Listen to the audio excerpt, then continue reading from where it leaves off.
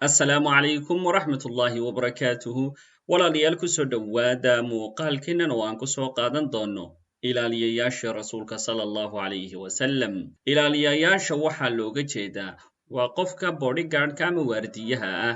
nebiga moxamed sala allahu calayhi wasalam waxaa ilaaliyey qaar ka mida saxaabadiisa ka hor intaanu ilaahay soo dejin inuu ka ilaalinayo dhibaatada dadku ay u geysanayaan rasuulka sala allahu calayhi wasalam saxaabada ilaalin jirtay waxaa ka mida sacad ibnu abi waqaas radia allahu canhum waxaa imaamu albukhaari iyo muslimba ay saxiixooda ku soo saareen xadiidkii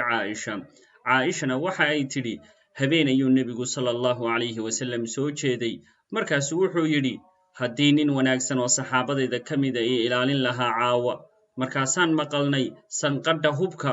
wuxuu yidhi nebigu waa kuma wuxuu yidhi waa sacad rasuulki ilaahayow waxaan u imid inaan ku ilaaliyo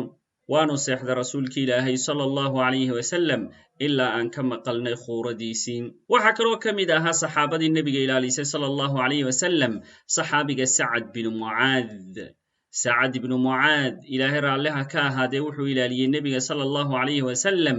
maalintii beder gaar ahaana cariishkii nebiga loo dhisay sala allahu calayhi wasalam waxaa kaloo ka mida dadkii ilaaliyey nebiga abubakar asidiiq radia allahu canhu wuxuu ilaaliyey maalintii hijrada markii ay hijroonayeen nebiga iyo abubakar kadib markuu rasuulku seexday geedka hoostiisa waxaa kaloo rasuulka uu ilaaliyey isla dagaalkii beder cariishkii rasuulka sala allahu calayhi wasalam loo dhisay waxaa kaloo ka mida saxaabadii ilaalisay nebiga maxamed binu maslama radia allahu canhu ilaahay raalliha ka ahaadee maxamed binu maslama wuxuu nebiga ilaaliyey dagaalkii uxud waxaa kaloo ka mida zubayr binu cawaam radia allahu canhu ilaahay raalliha ka ahaadee wuxuu rasuulka ilaaliyey maalintii axzaab muqiira binu shucba radia allahu canhu ilaahay raalliha ka ahaadee wuxuu nebiga ilaaliyey maalintii xudaybiya